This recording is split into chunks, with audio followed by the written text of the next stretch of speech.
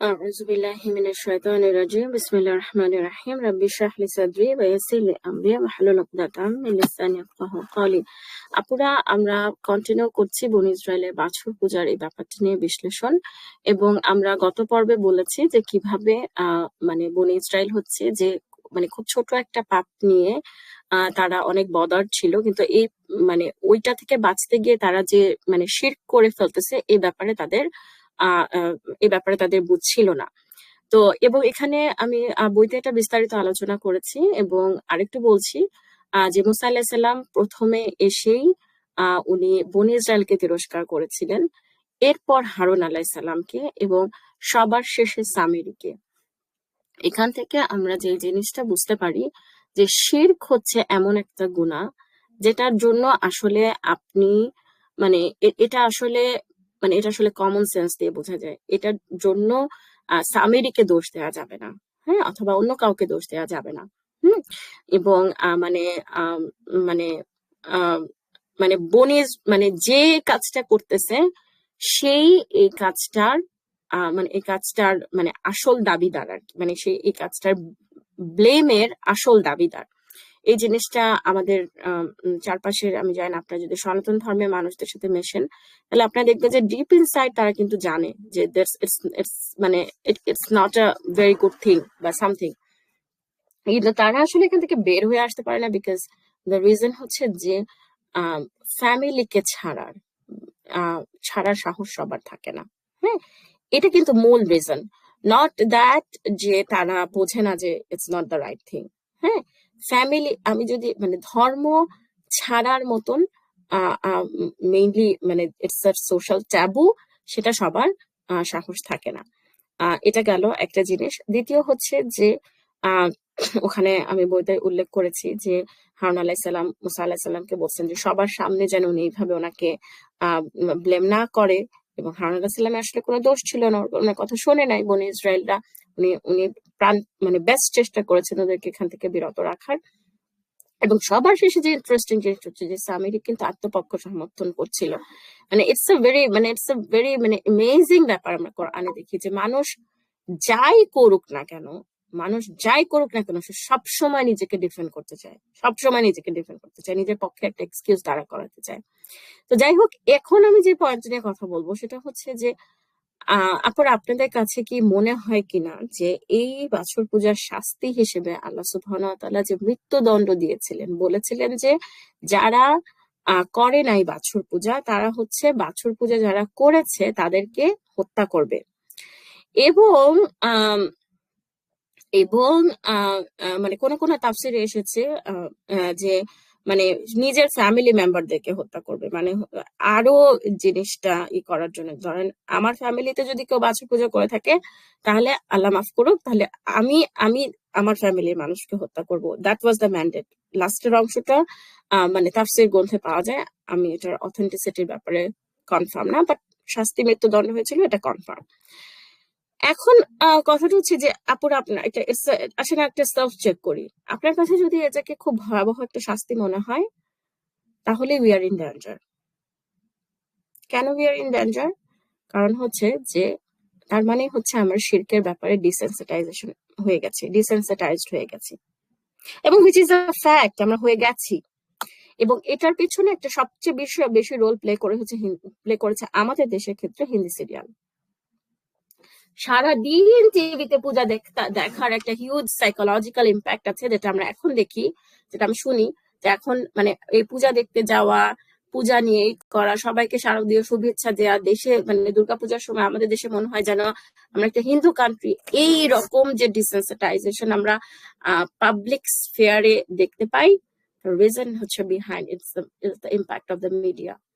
So we have to be very, very careful media role in desensitization. আচ্ছা, তারপরে এখন এখানে একটা জিনিস বুঝতে হবে, সেটা হচ্ছে যে আগে ওরা শিরক করতে চেয়েছিল আর এবার ওরা করেছে। মনে আছে যে লোহিত সাগর পার হওয়ার পরপরই ওরা একটা মূর্তি দেখে মুসা আলাহিসাল্লামকে মূর্তি বানিয়ে ফেলতে বলেছিল। সো দ্যাট ওয়াজ বিগিনিং এ তারা জাস্ট চাইছিল, মুসা আলাইহিস সালাম তখন জাস্ট তাদেরকে অজ্ঞ বলছেন। এখন মাঝখানে একটা লম্বা সময় চলে গেছে, they have they are being trained by monotheism. মুসা আলাইহিস সালাম একটা প্রফেট ওদের মাঝে আছেন, জাস্ট একটা 10 days এর 10 দিনের দেরি হয়েছে দেখে তারা এখন বাছুর পূজা শুরু করে দিয়েছে। It's unacceptable, unacceptable. সেটা তো গেল।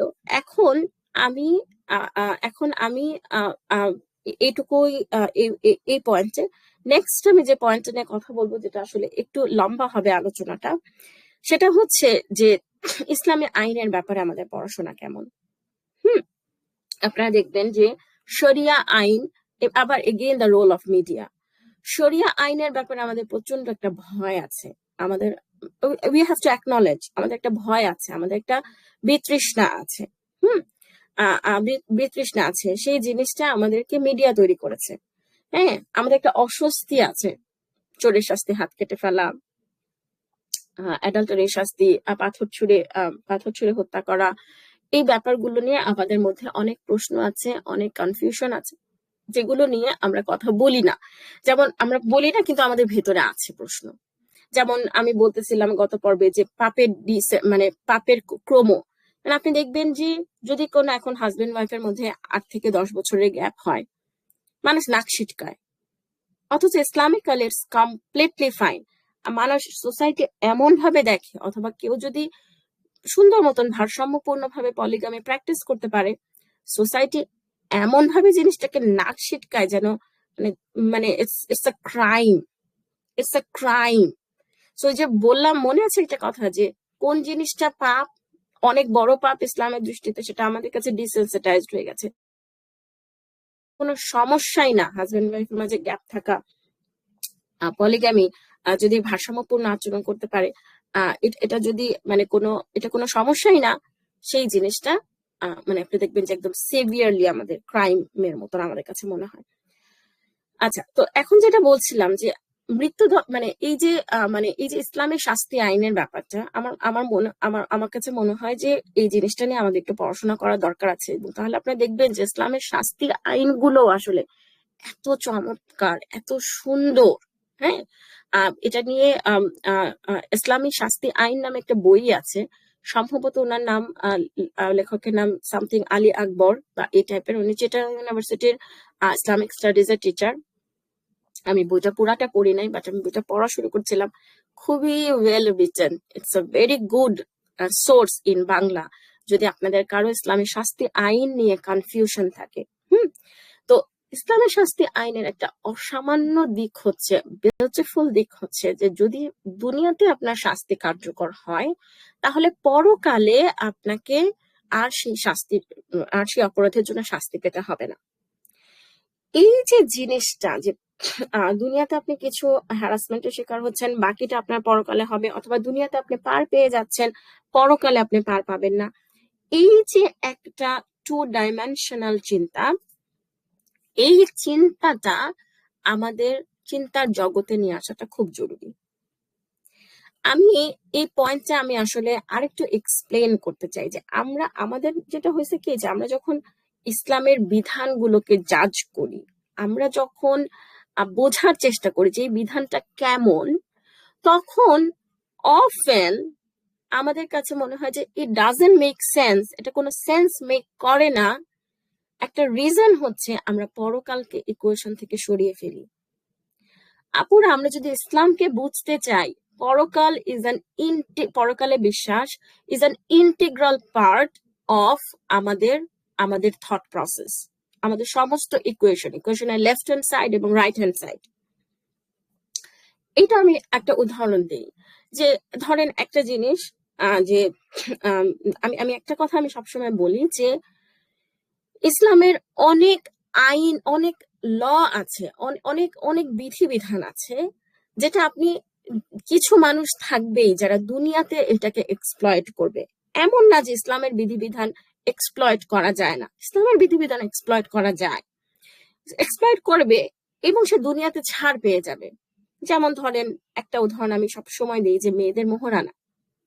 আপনি ধরেন আপনার কাছে মনে হলো যৌতুক প্রথা হচ্ছে খুবই একটা জঘন্য প্রথা, তার চাইতে দেখেন কি সুন্দর মেয়েদেরকে উল্টা মোহরানা দিতে হয়, আপনি এইভাবে জিনিসটা পোট্রে করলেন, ওয়েল ইটস ফাইন, বাট মোহরানাও তো জুলুমের কারণ হতে পারে। মোহরানা মেয়ের বাবা হচ্ছে সেই টাকা মেয়েকে দিচ্ছে না, মেয়ের বাবা মেয়েকে নিলামে তুলতেছে, বলছে না আমার মেয়ে সুন্দর, আমার মেয়ে এই, আমার মেয়ে সেই, তোমাকে এত এত লাখ টাকা মোহরানা দিতে হবে, তখন কিন্তু এটা ছেলেদের জন্য জুলুম হয়ে যেতে পারে।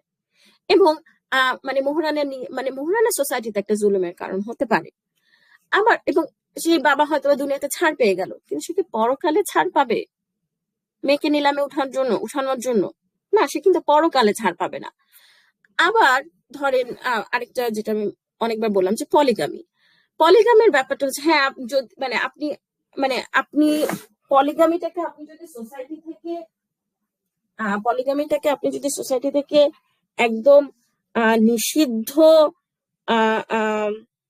নিষিদ্ধ করে দিতে চান, ঠিক আছে, কারণ হচ্ছে অধিকাংশ মানুষই এটাকে করছে, অধিকাংশ মানুষই এটাকে এক্সপ্লয়েট করছে।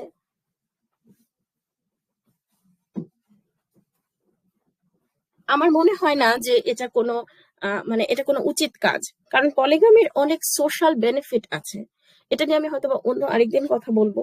কিন্তু আমার কাছে এই জিনিসটা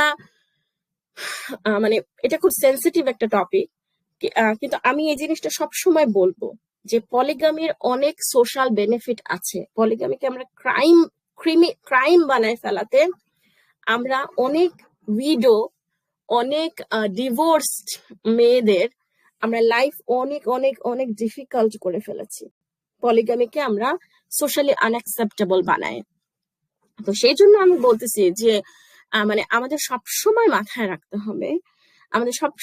রাখতে হবে যে ইসলামের বিধিবিধানও এক্সপ্লয়েট করা সম্ভব, কিন্তু এক্সপ্লয়েট করে পরকালে ছাড় পাওয়া যাবে না, এবং পরকালটাকে আমাদেরকে সবসময় ইকুয়েশনের মধ্যে রাখতে হবে।